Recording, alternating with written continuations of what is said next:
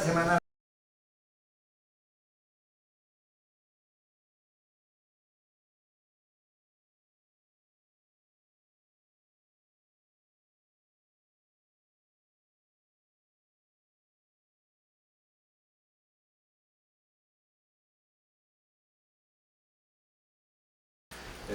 Aceptado. Gracias, Mario. Yo quisiera reconocer la iniciativa de Mario, a pesar de que él es más teórico, ¿no? Teoría de números, teoría algebraica de números, sabe o se ha dado cuenta que este es un tema importante, sobre todo para los alumnos.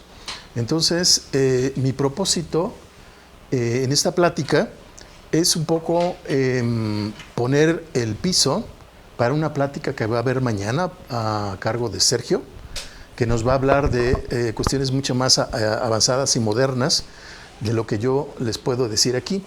Entonces, la plática se llama Fundamento Deep Learning, los fundamentos de la AI generativa. Desgraciadamente el tema es tan amplio que no voy a alcanzar a ver demasiadas cosas de lo que es la AI generativa, sino solamente mencionar unas ideas principales. Sergio mañana va a hablar de manera mucho más extensa de esto y esperemos que con esto a lo largo de la semana no se pierdan las charlas, ustedes se vayan con una idea desde distintas perspectivas de lo que es la inteligencia artificial, machine learning y todos esos temas que andan en el aire. Entonces mi propósito en esta charla es voy a hacer énfasis en uno de los métodos de aprendizaje supervisado y no supervisado que está inspirado en una sola propiedad de las células nerviosas que se llama la propiedad umbral y que se ha modelado con lo que se llama una neurona artificial. Entonces voy a empezar desde la neurofisiología de lo que es una membrana celular de manera muy rápida, con el objetivo de tratarles de transmitir, sobre todo a los alumnos, un pensamiento crítico para este tema tan novedoso, tan complicado y que avanza tan rápido, que a veces no sabe uno por dónde empezar. Y entonces, aquí yo quisiera retomar una frase de Patricia Saavedra, que estuvimos conversando hace algunas semanas sobre cuál es el papel de los matemáticos en esta parte de la inteligencia artificial. Y muy acertadamente yo le tomo la palabra, es el trabajo para los matemáticos, para los físicos, para los que son más teóricos, digamos, es poner orden en las cosas. Y ese es el pensamiento crítico que yo quiero transmitirles como una de las ideas principales. En la inteligencia artificial, este tema de esta neurona artificial se conoce como Deep Learning, a la arquitectura y mecanismos de aprendizaje con redes de capas de neuronas artificiales. Y a lo largo de la plática voy a remarcar los hitos que han marcado un desarrollo en estas temáticas, es decir, los trabajos más relevantes que marcaron una dirección u otra en el desarrollo de estos temas. Y como les mencionaba, debido a la falta de espacio, porque son temas muy largos, voy a mencionar solamente de manera muy colateral los modelos que se llaman LLMS, que son modelos grandes de lenguaje y su implementación práctica con el uso de RAGs, LangChains, chatbots y otros desarrollos recientes que posiblemente Sergio nos va a hablar con más detalle de esto. De hecho, quiero reconocer que con Sergio, con muchas conversaciones con él, le he aprendido muchísimo, y lo cual le agradezco y qué bueno que está aquí. Bueno, entonces voy a empezar con un reconocimiento de dónde saqué varias de las imágenes, referencias, etcétera, de esta plática. Y este es el contenido muy a grosso modo. Entonces voy a hablarles un poquito de manera muy rápida de lo que es Machine Learning, inteligencia artificial, lo que es el aprendizaje supervisado y no supervisado. Esa parte me la voy a saltar porque es todo un bloque de temas. Y de hecho mi plática va a empezar un poco desde aquí, de lo que es una red neuronal, cómo se inspiró en la neurona de un calamar, del calamar gigante, lo que es la neurona artificial, el perceptrón, lo característico de las redes neuronales, que es el método de entrenamiento de retropropagación, Un ejemplo de ellas que son las redes convolucionales. Si me detengo en estas redes convolucionales, porque son muy importantes para un problema muy importante que es el de segmentación de imágenes y que es una labor muy común, por ejemplo, en las ciencias biomédicas. Después voy a empezar a concentrarme más en algunas arquitecturas del Deep Learning, como son las redes neuronales recurrentes, las LSTM, que son redes neuronales de memoria corta a largo plazo, y las más importantes que son las transformers, la arquitectura de los transformers, que es ahí donde empieza la parte fundamental de lo que son la inteligencia artificial generativa. Y voy a poner solamente un ejemplo de este tipo de redes que se llaman las GANs, que son redes neuronales adversariales, que son, digamos, en la práctica lo que uno ve mucho en las redes sociales, ¿no? Que una fotografía falsa de alguien que podría ni siquiera existir. Entonces, hasta ahí voy a llegar y con su permiso, entonces voy a empezar me voy a saltar esta lámina para ir un poquito más rápido. ¿Qué es la inteligencia artificial? La inteligencia artificial, digamos, desde Turing propuso una manera de identificar cuando estamos trabajando en un problema en un área de inteligencia artificial, y una es que nuestra arquitectura, nuestro sistema sea capaz de procesar el lenguaje natural del ser humano, ya sea de manera escrita, de manera hablada o de alguna otra manera equivalente que tenga que ver con el ser humano. Que sea capaz el sistema de representar el conocimiento, que sepa resolver problemas, identificar objetos, etcétera, que tenga un razonamiento automatizado, almacenado en su representación del conocimiento para obtener nuevas conclusiones. Y Machine Learning es, digamos, una parte de este mundo de la inteligencia artificial que, digamos, yo lo quiero representar mediante este diagrama, digamos, ¿no? Entonces, la inteligencia artificial es un cuerpo de conocimiento que contiene particularmente todas las técnicas de aprendizaje automatizado, comúnmente Machine Learning, y particularmente dentro de ese campo de conocimiento está Deep Learning. Más adelante voy a presentar una lámina donde aquí va a aparecer como un subcampo de conocimiento, la IA generativa. Por cierto, voy a utilizar a lo largo de mi plática términos en inglés y no me tomé la molestia de traducirlos al español por una razón muy simple, y es que las referencias, la bibliografía, la mayoría está en inglés y forma un campo de conocimiento que avanza muy rápido, de tal manera que si yo les hablo de una arquitectura que se llama codificador de codificador, a lo mejor es más fácil ustedes que lo identifiquen como coder-decoder en una referencia. Entonces, por eso voy a utilizar mal el español, lo voy a mezclar con el inglés, por esa razón, y no es realmente descuido. Entonces, voy a empezar con uno de los artículos más importantes que marcaron un hito en este tema, y es debido a estos autores, Hodgkin, Huxley, Katz, entre otros, donde ellos hicieron experimentos y hicieron modelos para representar cómo se transmitían los impulsos nerviosos en una célula, en una neurona, en una célula del sistema nervioso.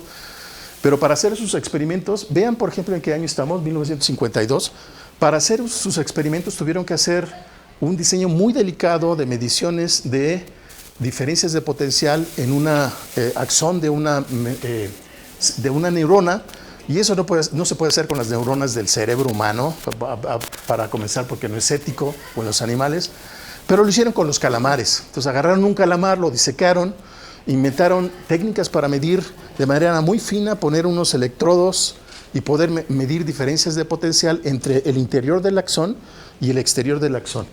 Y entonces ellos empezaron a experimentar con transmisión de impulsos nerviosos en el axón del calamar, poniéndoles, digamos, estímulos de corriente en alguna parte del axón del calamar, que es de algunos centímetros, en tanto que su diámetro es de algunos milímetros. Entonces, el premio Nobel que ellos obtuvieron fue en parte por el desarrollo experimental para poder implementar y verificar sus modelos. Lo importante de esta contribución es que ellos modelan los canales iónicos, que ahorita voy a hablar un poquito de esto, mediante variables de compuerta que en principio son aleatorios. Y finalmente resultó un modelo, después de hacer una especie de promedio, digamos un modelo de campo medio es la palabra correcta, acabaron con un modelo de 4 ecuaciones diferenciales ordinarias que pudieron calibrar de manera muy eficiente para obtener los resultados que se presentan en ese artículo. Bueno, de manera muy simple, ahorita voy a presentar una animación. Imagínense, por ejemplo, que este es el axón del calamar y que ustedes pueden medir diferencias de potencial entre el interior y el exterior. Y, por ejemplo, pueden ustedes medir, por ejemplo, que hay más carga positiva afuera que adentro.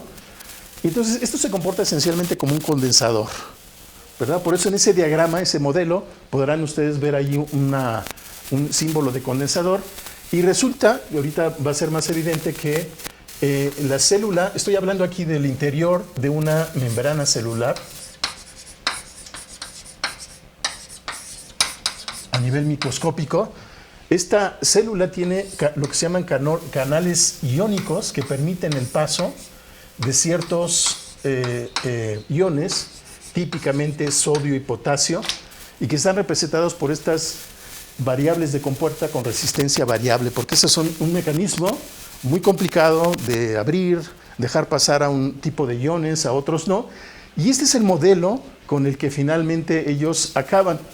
Esta ecuación diferencial que se ve tan complicada no es otra cosa más que la segunda ley de Kirchhoff, la conservación de corriente, ¿no? Y entonces dice, la corriente que yo le meta va a ser igual, si lo mido en caídas de potencial, la corriente que yo le meta va a ser igual a la suma de las corrientes en cada uno de los nodos, ¿verdad? Y entonces, en este primer modelo, hacemos de cuenta que estamos observando solamente un segmento de este axón, de tal manera que nuestro modelo es aglomerado, es decir, es una ecuación diferencial ordinaria y no una ecuación diferencial parcial.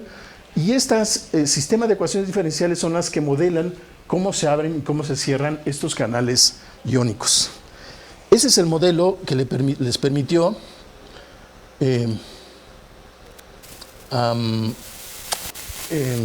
déjame ver si consigo que esta... Este es un video, es muy cortito, espero que pueda pasarlo rápidamente, a ver. Bueno, si no, no importa, lo voy a obviar.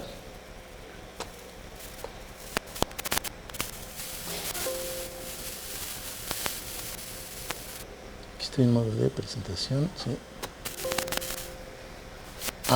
Es muy pesada la presentación, por eso tarda un poquito en pasar. Voy a... ahí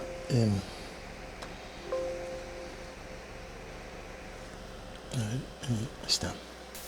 Bueno, voy a obviar este video que puede tomar un poco de tiempo, pero esencialmente el video lo pueden ver ustedes en la liga de la presentación que va a estar disponible para ustedes.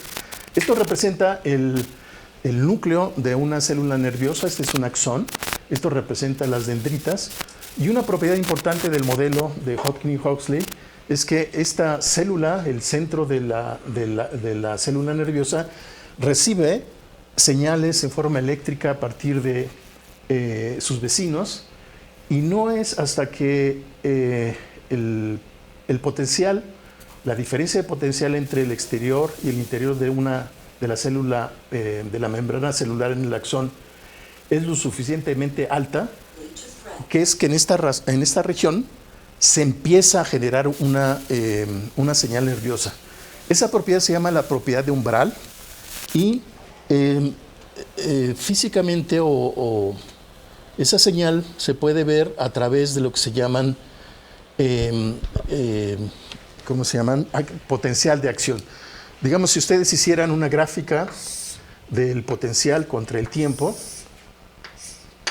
y ustedes aplicaran una señal, o la suma de las señales de todas las señales que entran por las dendritas es muy bajo, entonces probablemente verán una señal que se atenúa porque no rebasó este valor de umbral.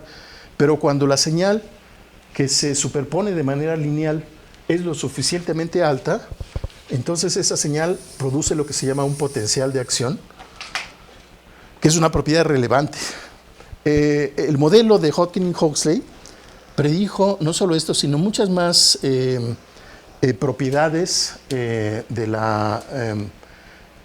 axón que fueron que no formaron parte, digamos, de los modelos artificiales de los que vamos a hablar más adelante.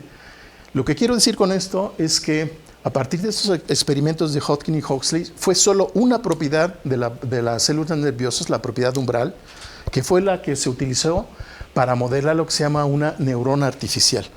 Aquí está un modelo de una neurona artificial que representa esa propiedad umbral y que se modela matemáticamente de la siguiente manera. Estos números o este vector representa las señales de entrada en las dendritas que se superponen de manera lineal con ciertos pesos dependiendo de la intensidad y la resistencia, digamos, de la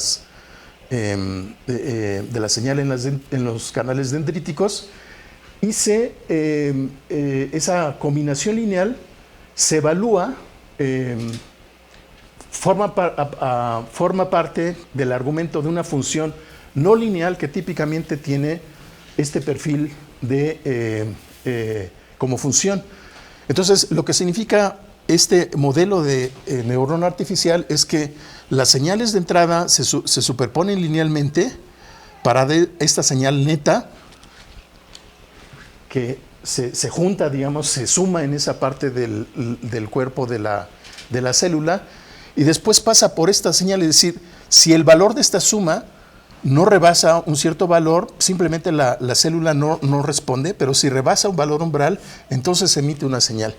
De esa manera se modeló de manera muy simple esa propiedad del umbral. Y con esto quiero decir que, y a eso me refiero con motivar el pensamiento crítico, hay muchas otras propiedades que no se exploraron o no se modelaron en esta caricatura y que siguen siendo temas de investigación actual. Por ejemplo, hay toda una línea de investigación que se llaman neuronas disparadoras, spiking neurons, y que forma toda una teoría de la inteligencia artificial que quizá ha llamado poco la atención, pero hay gente que está trabajando en esos campos y desarrollando nuevos modelos alternativos a los que ahora conocemos. Bueno, entonces, a ver, un segundito. Bueno, este es el mismo, esta es la misma idea, pero representada de manera más precisa. En el caso de dos señales, por ejemplo, X1 y X2, se superponen linealmente con estos pesos y este término constante que se llama sesgo o bias. Esa combinación lineal forma parte del argumento de una función típicamente con este perfil de función de Heaviside o de salto. Y de esa manera, si uno quisiera representar, por ejemplo, lo que en el plano, si ustedes grafican la función y igual a constante, eso representa una recta que va a permitir separar los valores de x1 y x2 que están por debajo de esa recta de los que están por arriba de esa recta. Bueno, esa idea tan simple de poder separar el espacio de componentes de los vectores de características, vamos a llamarlo así, toda pareja x1, x2 dentro de este plano, vamos a llamarlos vectores de características, se pueden geométricamente separar por una recta, en este caso, por una arquitectura tan simple como esta que se llama el perceptrón. Bueno, ese proceso o esa virtud de separar variables, de separar regiones en el plano de características, hizo posible, por ejemplo, representar compuertas lógicas como la compuerta AND. Si ustedes recuerdan, una proposición AND entre dos proposiciones I1 y I2 es verdadera, tiene un valor verdadero, sí, solo si cada una de las proposiciones componentes tienen el valor verdadero, y si representamos todas las posibilidades de esta tabla de verdad, eso está representado por esos 4 puntos. Por ejemplo, este punto representa la primera proposición falsa, la segunda proposición falsa, y entonces queremos que la proposición resultante sea también falsa. Quisiéramos que el valor resultante de nuestro perceptrón aquí valiera 0. Igual, para el valor 0,1, que es este, quisiéramos que estuviera en la región que corresponda al valor 0. Entonces, si pudiéramos diseñar una recta que separara este valor, que es el único que corresponde al valor correcto del conjuntivo del conectivo AND, habríamos diseñado un perceptrón que representa la compuerta lógica AND, ¿verdad? Y eso es posible, geométricamente lo podemos ver. Uno puede calcular los pesos, es decir, calcular la inclinación de esta recta para definir correctamente los pesos W1, W2 y tener un perceptrón que describa esa compuerta lógica AND. Análogamente se puede representar la compuerta OR. Aquí están representados el único valor donde la proposición OR es falsa y los otros valores donde la proposición OR es verdadera. Y geométricamente el poder separar esos 3 puntos en blanco del negro representa una recta que se puede representar entonces por un perceptrón. Sin embargo, la historia, bueno, es esta idea de poder representar la lógica booleana mediante perceptrones hizo que se despertaran enormes expectativas de poder construir aparatos que representaran el pensamiento humano. Pero muy pronto se dieron cuenta que una proposición, un conectivo lógico que se llama el OR exclusivo o XOR, en el que los valores de verdad corresponden a estos 2 puntos y los valores falsos corresponden a esos 2 puntos, no se pueden representar, no se pueden separar por una sola recta, sino por 2, ¿verdad? Y entonces eso hizo que los investigadores empezaran a experimentar con perceptrones con más de una capa. Este es un ejemplo de una capa con los pesos explícitos que permiten representar a la proposición OR de manera correcta, ¿no? Entonces, lo importante que podemos aprender de ese modelo artificial de la neurona es que son útiles para problemas de separar vectores de características que tengan una propiedad común entre sí. Habrá problemas como el problema de los conectores lógicos que se pueden representar por una sola recta, por otras rectas o quizá por un polígono, ¿verdad? Y un polígono se puede representar por un perceptrón multicapa, varias capas, tal vez 2 o 3. Sin embargo, hay otros problemas de separación que no son del todo lineales y que representan nuevos retos. Bueno, aquí empieza, digamos, el problema de clasificación, que es todo un tema que no voy a comentar, y ustedes seguramente habrán escuchado, por ejemplo, en la jerga del aprendizaje supervisado, ¿cómo se llaman estos? Kernel trick, ¿cómo se llaman estas? Support Vector Machines. Support Vector Machines, máquinas de soporte vectorial, en fin, hay un montón de métodos supervisados que, como les dije, no voy a mencionar aquí. Bueno, ¿cómo calcula uno los pesos de una red neuronal? Representemos esos pesos típicamente por W y típicamente lo que se hace es, uno trata de construir una red neuronal con una arquitectura de capas, las que sea conveniente, y lo que necesita uno es calcular los pesos, de tal manera que cuando uno meta aquí un vector de características, la respuesta sea correcta de acuerdo a un tabulador, ¿verdad? Eso es lo que se llaman datos etiquetados. Por ejemplo, los datos de las compuertas lógicas, ¿verdad? Entonces, sin embargo, el problema es cómo calcularlos. Vamos a suponer que yo doy arbitrariamente los pesos de esta red neuronal y no le atino al valor correcto, sino que tengo un error. Lo que yo quisiera es poder corregir los pesos de una manera iterativa para tener para que mi algoritmo eventualmente converja y determine completamente los pesos de mi red neuronal. Pero eso no lo puedo hacer con un perceptrón, porque ese problema, dado un error delta Y, calcular el error delta W, no es otra cosa más que un problema de cálculo diferencial, ¿verdad? Y que lo puedo escribir explícitamente si yo conozco esta regla, que son muy simples, son combinaciones lineales, composiciones con funciones sigmoidales, pero si tengo una función sigmoidal, una función de salto como esta, pues no puedo utilizar el cálculo, ¿verdad? Entonces se necesitan funciones de activación un tanto que parezcan un poco, que se parezcan al perceptrón, pero que tengan propiedades de diferenciabilidad como esta que aparece aquí, que se llama, bueno, es una tangente hiperbólica, esta función, que es una función sigmoidal, que tiene propiedades de diferenciabilidad. Entonces el problema de determinar los pesos de una red neuronal cuando tengo datos etiquetados se resuelve mediante una técnica que se llama retropropagación, que está ilustrado en este esquema. Entonces el problema es calcular los pesos de esta red neuronal. Tengo datos etiquetados, pongo valores arbitrarios para comenzar, tomo un dato, aplico mi red neuronal y predigo cuál es el valor que va a tener con ese factor de características mi señal de salida. La comparo con una tabla y veo si le atiné o no con esa elección de los pesos, ¿no?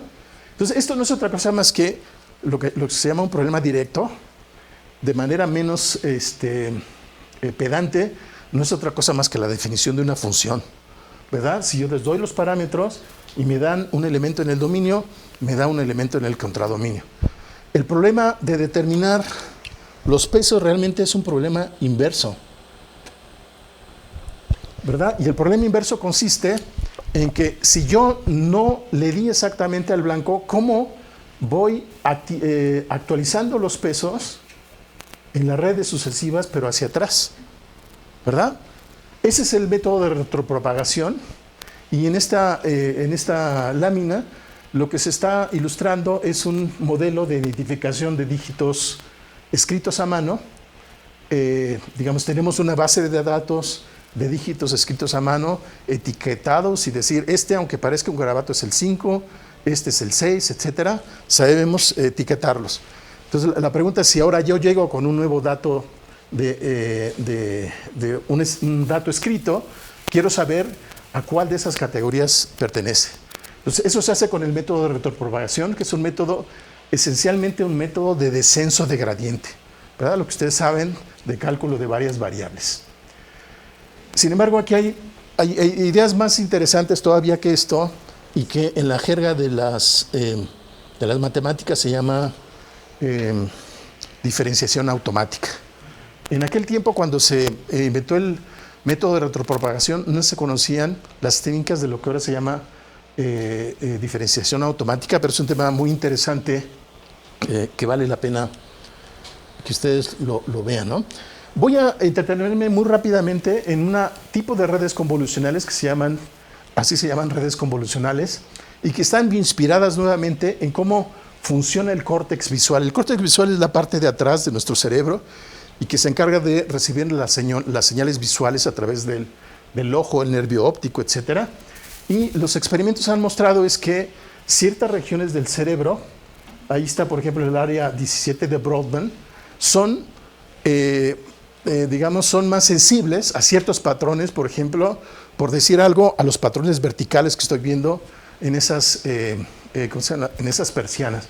Y probablemente esta sección sea más sensible a patrones horizontales o de agrupamiento, ¿verdad? Ese conocimiento fisiológico dio origen entonces a esta idea de que una red densamente conectada, es decir, con todas las neuronas conectadas de entrada, conectadas con las de salida o a una capa intermedia, probablemente para representar esa especialización de las células puede uno quitar simplemente algunas de esas conexiones, pero de manera inteligente. Esas son las redes convolucionales y matemáticamente se pueden representar de esta manera. Estas redes, como les dije, son muy importantes para segmentación de imágenes, por eso en el contexto de imágenes es más fácil explicarlo. Entonces, una imagen como esta no es otra cosa más que un arreglo de píxeles, ¿verdad? Entonces, la convolución consiste en lo siguiente. Lo voy a decir primero de manera errada y después lo voy a corregir. Consiste en poner una máscara, una pequeña matriz, e ir multiplicando los elementos de esta pequeña matriz por los elementos que están en la imagen en esa región. Y el resultado lo anoto aquí. Por ejemplo, aquí pueden ver esta región de la imagen. Esta es la máscara. Y lo que estoy haciendo es multiplicando 50 por 0 para que me dé 0. Por ejemplo, 230 por menos 2 para que me dé menos 460. Y voy deslizando la máscara por toda la imagen. De esta manera voy generando, el modelo está representando la especialización convolucional del cerebro humano. Entonces, de esa manera uno tiene estos números que es como una especie de submuestreo de la imagen original, ¿verdad? Bueno, hay maneras de resumir esta imagen, por ejemplo, promediando o tomando el máximo, etcétera, que son parte de las técnicas de redes convolucionales. Y a final de cuentas lo que tengo entonces es una red convolucional. El vector de entrada es una imagen, típicamente un cuadrado de píxeles en varios canales, rojo, azul, verde, por ejemplo, ¿verdad? Y sobre cada uno de esos canales se efectúa esta operación de convolución. Se llama convolución porque es realmente una convolución en el sentido estricto, matemático, discreta, pero hay que hacer un pequeño detalle, y es que para que sea una convolución, esta máscara lo que tiene uno que hacer es intercambiar primera columna, el primer renglón con el último renglón y después columna con columna, ¿verdad? Pero como esto es simétrica, no se nota. Entonces es una convolución realmente en el sentido matemático de la palabra. Bueno, esta es la misma explicación, pero con números. Y esta es una animación, digamos, para que ustedes vean cómo funciona de manera más animada una red convolucional, ¿no? Entonces, esta es la máscara que se va aplicando sobre la imagen original, y de esta submuestreo se va obteniendo, por ejemplo, el promedio, ¿no? Entonces, por ejemplo, una manera de seleccionar de estos valores submuestreados es tomar el máximo, y eso en la jerga de redes convolucionales se llama max pooling, o sea, el voto máximo, ¿no? Y ese tipo de cosas. Bueno, entonces, esta es una red convolucional. Este es el método max pooling, por ejemplo, de tomar el valor más grande de ese producto de la máscara por la imagen, o puede uno tomar promedios, ¿verdad? Esta es una estructura más concreta de una red convolucional, cómo se construye. Aquí está en la imagen de entrada una capa convolucional, una capa asociativa, que es la capa de submuestreo, seguida de varias capas convolucionales para finalmente tener una capa de salida. Esa es la arquitectura típica de una red convolucional. Y uno de los primeros éxitos de estas redes convolucionales se llamó el neocognitron, un poco recordando la idea del perceptrón, ¿no? De aquella idea paradigmática. Y ese es un artículo muy famoso en el que al sistema, después de entrenarlo, se le metieron números, digamos, con cierto ruido, y el problema era que el sistema identificara correctamente los dígitos. Y fue uno de los primeros éxitos de la estructura convolucional.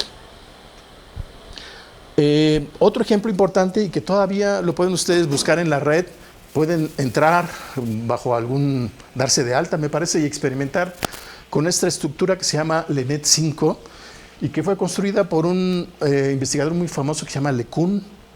Es un padre de todo esto de la inteligencia artificial, y esa es la estructura de capas que tiene la estructura que se llama LeNet 5 para identificar al final los dígitos del 0 al 9.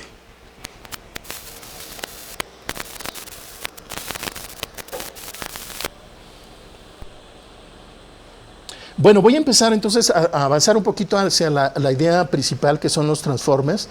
Un hito en esta idea de las redes neuronales con varias capas, con variaciones como la red convolucional, son las redes neuronales recurrentes. Si ustedes recuerdan rápidamente la estructura de una red neuronal, como las que les presenté hace un momento, son redes que tienen capas pero no hay conexiones entre los nodos, neuronas artificiales, de un punto consigo misma o con las de atrás, sino siempre van hacia adelante. Entonces, por eso se llaman feed-forward networks, porque siempre van hacia adelante. Las redes convolucionales son tan viejas como 1986, miren. Ya un matemático, un científico, Rumelhart, experimentó con redes recurrentes tratando de conectar salidas de una neurona con entradas en otra neurona. Y Hopfield ya introdujo en el 82, miren, el concepto de memoria asociativa. Por primera vez, el concepto de memoria asociativa aparece en esta idea. ¿Por qué se utilizan las redes neuronales recurrentes? Porque hay vectores de características que no son como las imágenes, sino son, por ejemplo, como señales auditivas, señales de voltaje, series de tiempo. Es decir, que tienen un cierto orden porque corresponden, por ejemplo, a una serie temporal, o tienen un orden porque representan lenguaje hablado, ¿verdad? Cuando yo estoy hablando, siempre, típicamente, uno hablaría poniendo primero el sujeto, el verbo y después el complemento, ¿no? Que a veces hablamos de manera atropellada, pero hay un orden en el habla. Entonces es un ejemplo importantísimo de dónde las redes neuronales tienen aplicaciones. Aquí déjenme hacer un pequeño paréntesis, porque hace unos meses murió el padre de la lingüística, que olvidé su nombre, pero es un tipo muy... ¿Cómo se llama? Noam Chomsky, exactamente, sí, Noam Chomsky, que es el padre de la lingüística. Y a mí siempre me interesó ese tema por otras razones. Y la primera vez que empecé a leer sobre lingüística, vi por primera vez el término modelos de Markov ocultos. Dije, ¿y esto qué es? ¿Qué tiene que ver con la lingüística, no? Y para decirlo de manera muy simple,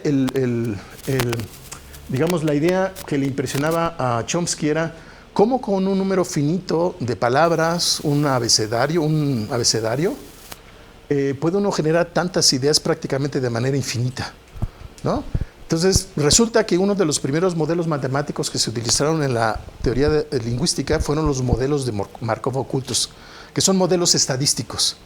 Y se llaman modelos de Markov porque, pues, para pasar, digamos, pasa uno típicamente de un estado a otro, cuando está uno leyendo una oración, por ejemplo, o cuando está uno hablando, ¿no? Primero uno abre la boca, después la cierra, saca la lengua, etcétera. Es un proceso muy complicado que se modela por un modelo de Markov oculto. Y oculto porque lo que observamos son señales sonoras, por ejemplo, pero difícilmente podemos observar cómo se está moviendo la epiglotis, la lengua, etcétera. Por eso se llaman modelos de Markov ocultos. Entonces fue una primera contacto con el lenguaje hablado.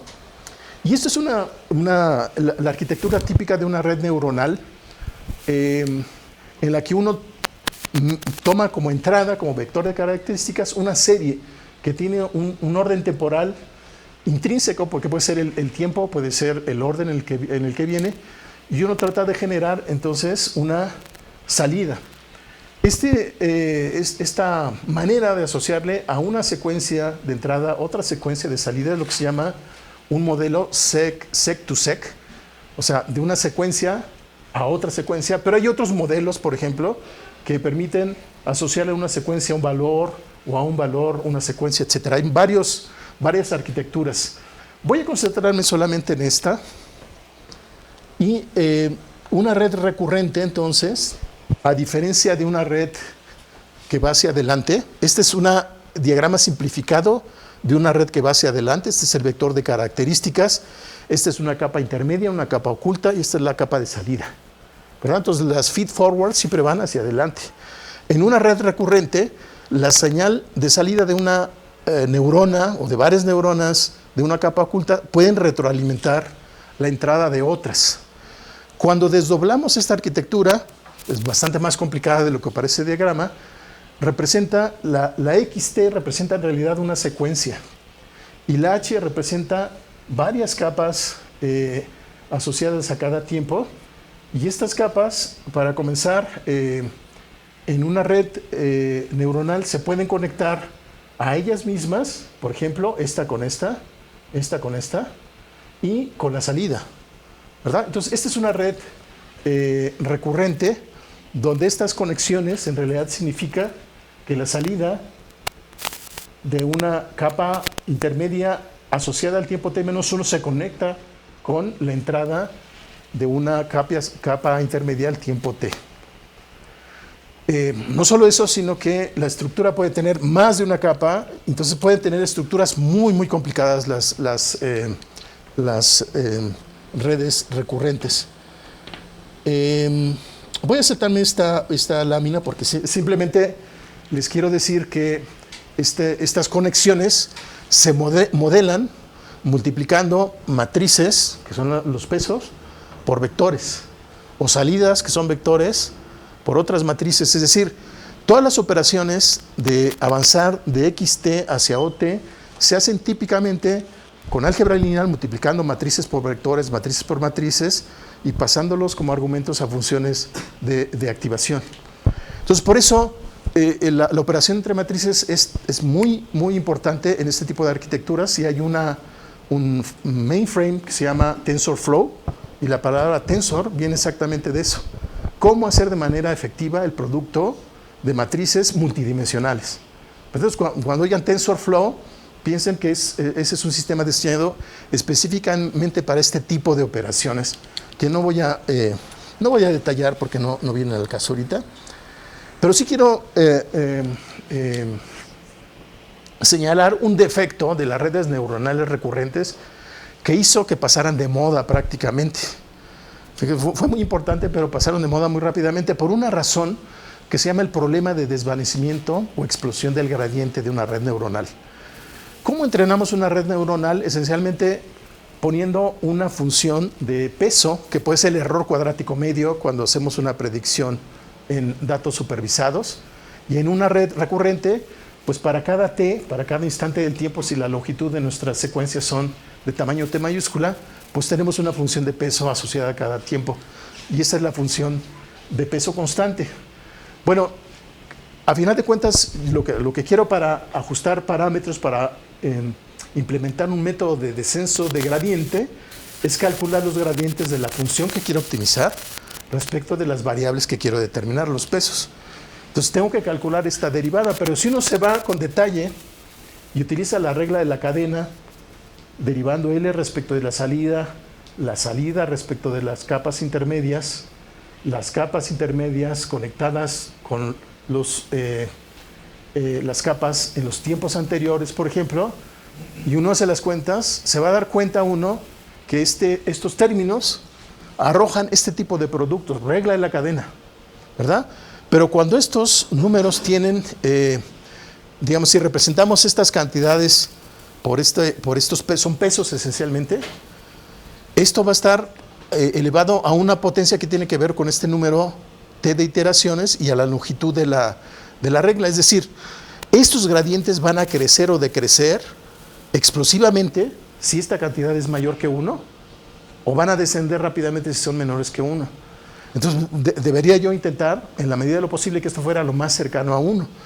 Pero eso es una consecuencia de las redes recurrentes, es la siguiente entonces, ¿no? Si yo quiero calcular los pesos asociados a una secuencia, pero voy hacia atrás en el tiempo, los gradientes van a ser muy, muy pequeños y prácticamente no voy a poder actualizar los pesos de redes que son mucho más profundas en el tiempo, porque el gradiente va a ser muy pequeño, ¿verdad? Entonces prácticamente no me va a servir la información pasada, ¿verdad? En cambio, si un gradiente hace que esto sea grande, pues voy a tener un overflow en mi cálculo, ¿no? Es un problema muy importante de las redes recurrentes que impidieron que se siguieran desarrollando, pero aparecieron otras arquitecturas. Este es el mismo esquema, digamos de manera simplificada. Si esta cantidad es menor que 1, el gradiente se va eventualmente a hacer 0. En cambio, si es mayor que 1, esto esencialmente va a explotar, ¿verdad? Entonces es un problema muy importante. Me voy a saltar esta parte. Y bueno, este es un artículo que marcó un hito en el desarrollo y en la mejora de las redes recurrentes debido a estos autores, Hogreiter y Schmidt-Huber, que se llama Long Short Term Memory, que son redes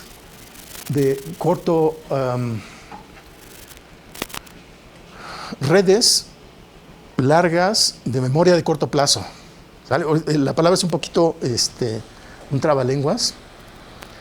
Esta es una línea de tiempo, nada más para que tengan una idea de dónde empezó esta idea de las redes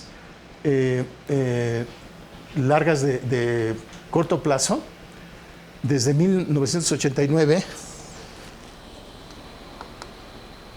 2007, 2016, para que tengan una idea de por dónde va el desarrollo o dónde iba el desarrollo de estas redes LSTM. Las redes LSTM se utilizan, bueno, ¿qué hacen estas redes LSTM?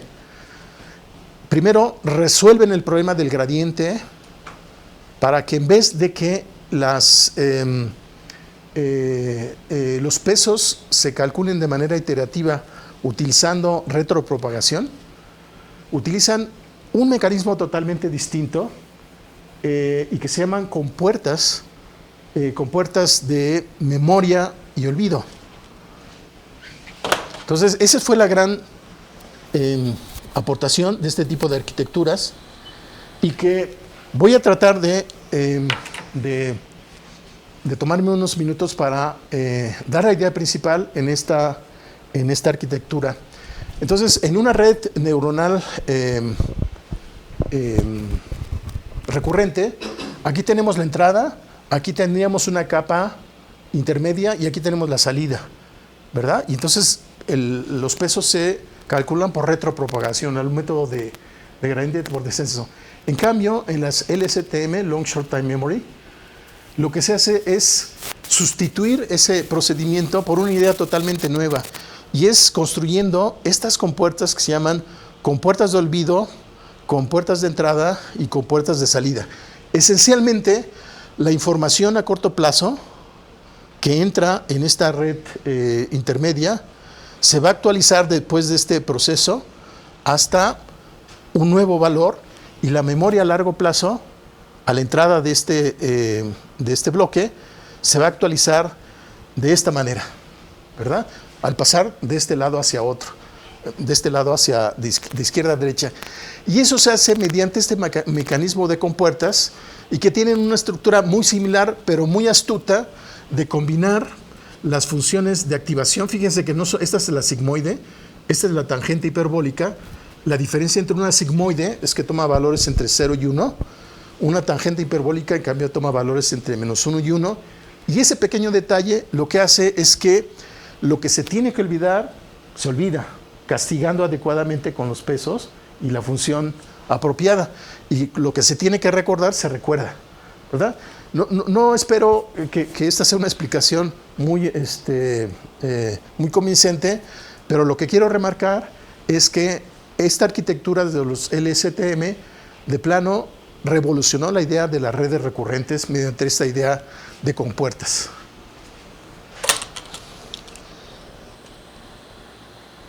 Por cierto, un problema importante en este tipo de problemas son series de tiempo.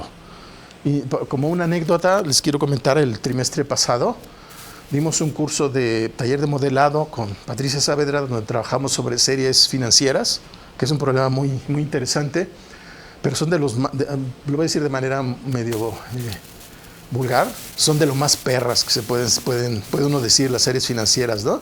No son como las series de los huracanes y del Niño, que tienen cierta periodicidad, o las manchas solares, sino son series muy complicadas que representan el trading del ser humano, que si de por sí es complicado, ahora imagínense comprar, vender, sube, baja, es de lo más difícil. Es tan difícil que los físicos durante mucho tiempo se dedicaron a estudiar a eso en la rama que se llama econofísica, y descubrieron cosas muy interesantes de las redes, de las series financieras, perdón. Entonces, en ese taller lo que hicimos fue primero experimentar con técnicas clásicas de series de tiempo, Arch, Garch, etcétera, toda esa jerga, y intentamos aplicar redes de memoria de corto plazo, largas de corto plazo, y tratamos de comparar los resultados de una y con otra. En principio no obtuvimos resultados mucho distintos de los que obtendríamos con métodos clásicos de series de tiempo, pero probablemente porque sabíamos poco en ese momento, no estábamos todavía implementando, entendiendo los temas, etcétera.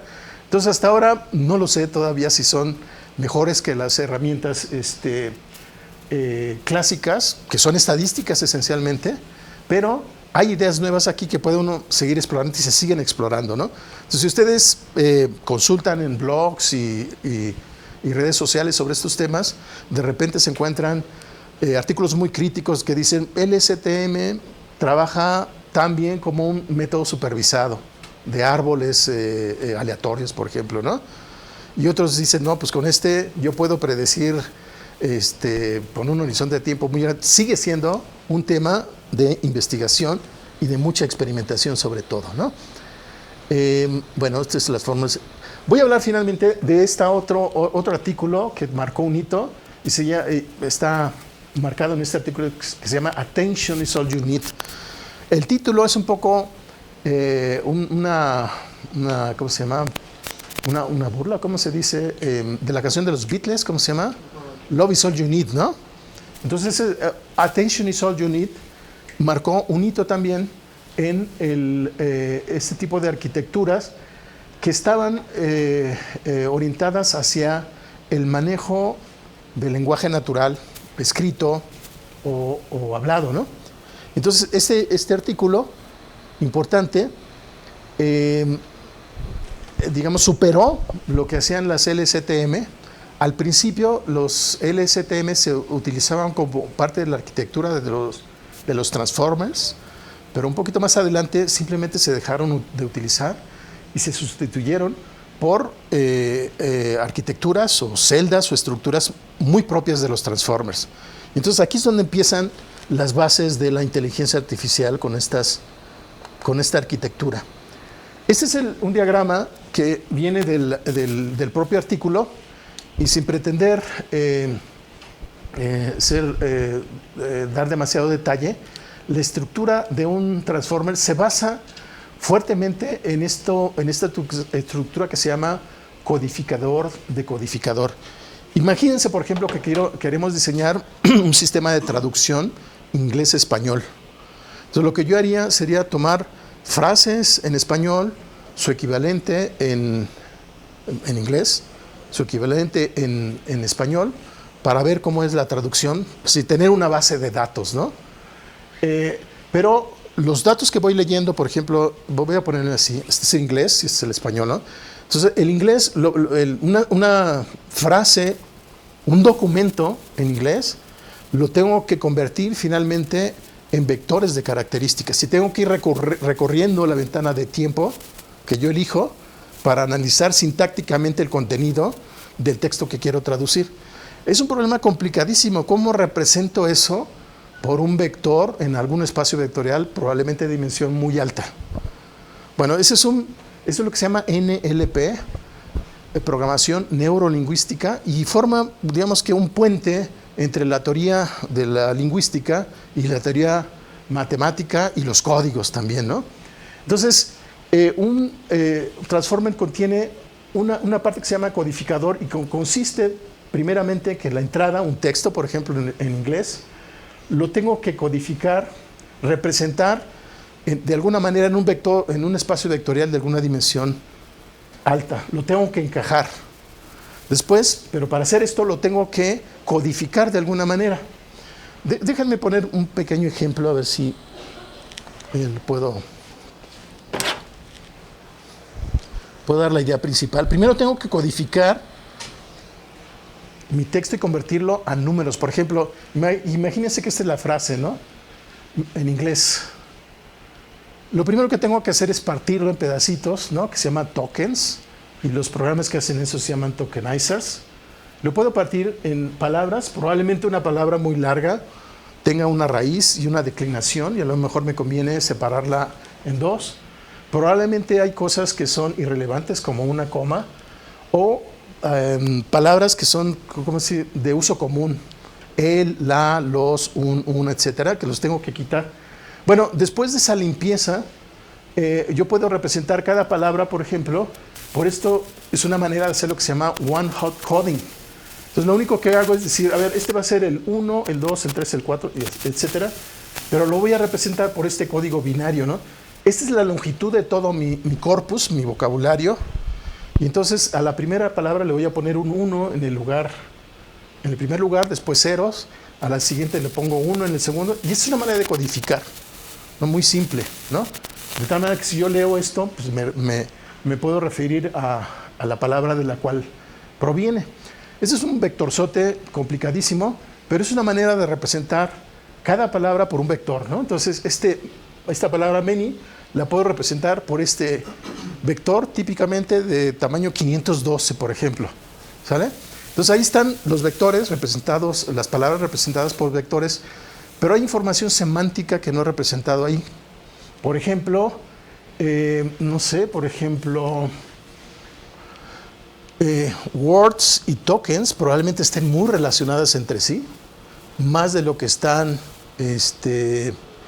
palabras y algunos, ¿verdad? Entonces, en esa representación vectorial, yo esperaría que las palabras que tienen mayor cercanía semántica estén más cercanos. Necesito codificar de manera eficiente esas palabras. Y hay técnicas, y esa es una parte muy importante de los transformers. Hay técnicas, por ejemplo, una que se llama word to vect, textualmente convertir una palabra en un vector. Y aquí está un ejemplo, ¿no? Este es un texto, mi corpus, y lo que hago es primero definir una ventana de contexto, por ejemplo, 2. Lo que quiere decir es que cuando yo lea D, voy a ver las dos palabras que están adelante y las que están atrás. Entonces, cuando tenga D, aparece future y después aparece king. Entonces voy a poner the future, the king. Después, cuando estoy, por ejemplo, en king, voy a leer dos palabras hacia atrás y dos hacia adelante. Y de esa manera formo palabras que tienen cierto contexto con las palabras que le anteceden o le siguen, ¿verdad? Ahora, hay palabras que son de uso común, por ejemplo, este de aparece muchas veces, is también.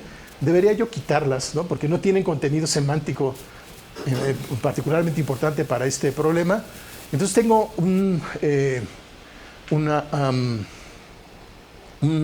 conjunto de parejas que se llaman de enfoque y de contexto, que son las que quiero yo codificar, ¿verdad? Por ejemplo, en total voy a tener un conjunto de m pares que puede ser muy, muy grande. Entonces, con estas palabras de contexto, de foco y de contexto, yo las puedo codificar, por ejemplo, utilizando hot coding. Entonces, toda esta palabra lo puedo convertir en una gran matriz, donde en esa matriz aparecen todas estas primeras entradas de mis parejas. Y otra matriz donde aparecen las palabras de contexto. Y esos son mis datos de entrenamiento para cualquier red neuronal, por ejemplo, ¿no? Y es lo que hace este WordVec encoder. Este es otro ejemplo, pero lo voy a obviar. Este es como quedaría, digamos, un ejemplo donde tengo, por ejemplo, 21 palabras, ¿no? Que quiero representar por... bueno, así es como funciona el Word to Code. Esta capa de entrada representa cada una de las palabras que les voy a hacer pasar por esta red neuronal que tiene dos neuronas intermedias y para darme una capa de salida. ¿Por qué dos neuronas? Porque quiero representar en un plano el diagrama de cómo estoy codificando mis palabras. Entonces, de manera muy simple, tengo parejas, matrices XY, como lo mencioné hace un momento, que van a alimentar una red neuronal muy sencilla que tiene cierto número de capas intermedios que van a formar la dimensión de la codificación. En este caso, 2. Voy a entrenar esta capa utilizando los métodos clásicos de retropropagación y una vez que estén ajustados, entonces cada palabra estará representado por sus pesos en esta red y así es como se ven representados esas palabras, por ejemplo, del texto que puse hace un momento. Vean, por ejemplo, que woman y daughter están más cercanos de lo que estaría daughter y only. Imagínense esto en dimensiones mucho más altas, ¿verdad? Aquí puse 2 solamente para fines de ilustración, pero típicamente estamos en dimensiones 512. Y ahora Hagan la cuenta, por ejemplo, para este ejemplo tan sencillo, de cuántos pesos tengo que calcular si aquí tengo 21 neuronas de entrada, 21 neuronas de salida y 2 capas intermedias. Pues tendré 21 por 2 por 21. Un montón de parámetros, ¿no? Entonces, en una aplicación típica, esta es la parte más difícil de codificar. Y en los sistemas actuales, de lo que se llaman el Large Language Models, modelos del lenguaje grandes, típicamente uno tiene que calcular pesos del orden de millones, ¿no? Pero las bases de datos pues no son estos extractos, sino son documentos en la red, libros completos, etcétera, y que tardan muchísimo en entrenarse, muchos recursos e inclusive energía disipada, ¿no? Entonces, esos son los sistemas que las grandes compañías venden, como OpenAI, sistemas que fueron entrenados con una enorme cantidad de recursos, pero que tienen un uso general, ¿verdad? Y esas son lo que se llaman las redes, los modelos grandes de lenguaje. Hay otro detalle de codificación que se llama codificación posicional, pero que no voy a mencionar aquí. Y el mecanismo más importante de los transformers es el mecanismo, además de la codificación, lo que se llama el mecanismo de atención. Voy a tratar de explicar esto más en un dibujo que en mis diagramas. Imagínense, por ejemplo, que tengo una frase que está formada por tokens. Entonces, es importante medir la relación que tiene cada uno de los tokens con los tokens que van adelante por todos los demás, los que forman las posibles combinaciones que puedo formar, por ejemplo, este con este, este con este, este con este y este con este. Entonces tengo que medir la cercanía para ver a qué segmento de esta frase este token está poniendo más atención, ¿verdad? Entonces hay una manera de hacerlo, y esa es la gran contribución de la arquitectura de los transformers, que después de ese procedimiento, por ejemplo, resulta que este token pone más atención a este y este pone más atención a este que el resto, ¿no? Esa estructura tan importante es lo que se llama celda de atención o de autoatención, y que se puede explicar de manera matemática también utilizando estas láminas, pero otra vez por abreviación lo voy a obviar. Entonces, en el diagrama que les presenté al principio de la inteligencia artificial como un cuerpo de conocimiento que contiene el deep learning, aquí empieza la parte generativa. Y la parte generativa empieza porque los transformers no solamente pueden aceptar texto, sino pueden aceptar texto, por ejemplo, pueden aceptar texto en forma de preguntas, lo que actualmente llamamos prompts, y puede dar como resultado de toda esa estructura entrenada una respuesta, ¿verdad? Así es como funciona el chat GPT y todas las versiones Copilot, etcétera, por un modelo súper entrenado, ¿no?, que alguna compañía pone a nuestra disposición. O sea, ahí es donde empieza ahí es donde empieza la AI generativa, porque recientemente, creo que en el último año, quizá en los últimos meses, han salido arquitecturas en las que uno puede hacer un prompt, una pregunta del estilo: te doy la fotografía de un gato y ahora genérame una imagen de ese gato viajando a la luna, ¿no? Ese tipo de preguntas-respuestas es lo que se entiende por inteligencia artificial generativa, ¿no? O bien otro tipo de problemas en donde de nuestros colegas los químicos, ¿no?, que tienen un montón de publicaciones, ¿no? ¿De qué orden nos decían? De cientos, lo que salen cada día, pero ellos quieren saber cuáles son los compuestos químicos que más se mencionan en todas esas revistas para poner más atención a ese tipo de productos, ¿no? Bueno, otra vez ese es un problema que en lo que se llaman las inteligencias artificiales.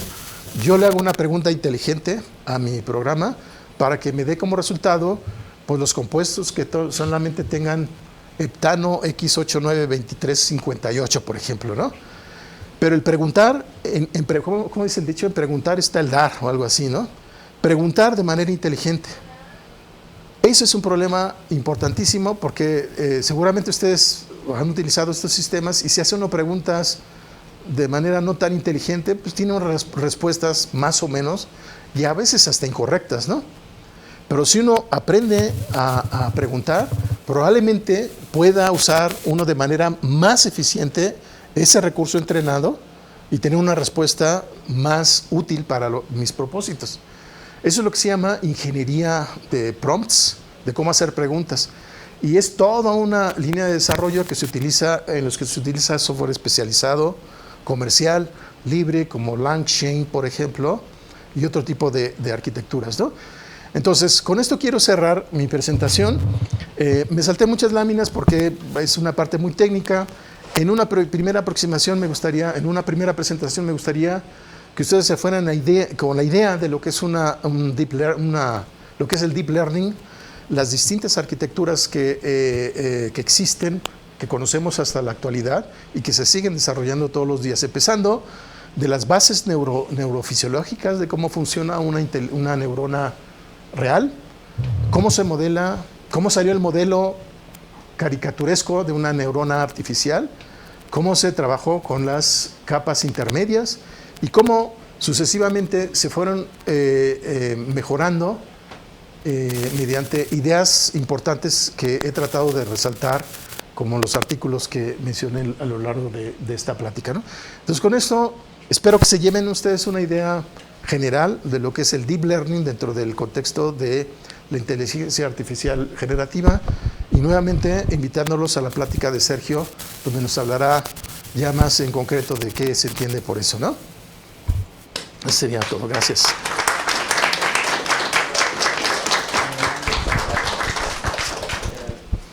¿Preguntas? ¿Preguntas? ¿Todo quedó clarito? Bueno, Joaquín, muchas gracias. Gracias a ustedes.